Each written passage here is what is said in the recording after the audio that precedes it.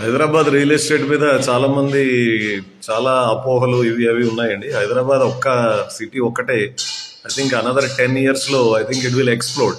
చాలా ఎక్కువగా పెరుగుతుంది. సో ఈ విషయంలో ఏంటంటే ఈస్ట్లో కొనాలా, వెస్ట్లో కొనాలా, నార్త్లో కొనాలా, సౌత్లో కొనాలా అన్నది ఏం లేదండి. అన్ని చోట్ల పెరుగుతుంది రియల్ ఎస్టేట్. అన్ని చోట్ల పెరుగుతుంది. ఓపెన్ ప్లాట్స్ పెరుగుతాయి అండ్ ఈవెన్ ఫ్లాట్స్ కూడా ఎక్స్పెన్సివ్ అవుతాయి.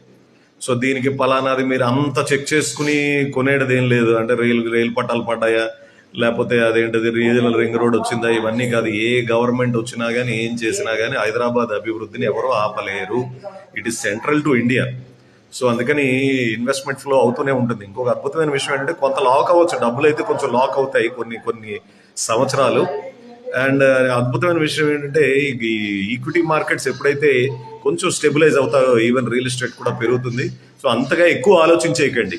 ఒక 3-4 years అయితే డెఫినెట్గా లాక్ ఇన్ పీరియడ్ ఉంటుంది. సో వెళ్ళి ఇన్వెస్ట్ చేసుకోవచ్చు అండి. Hyderabad market is too good.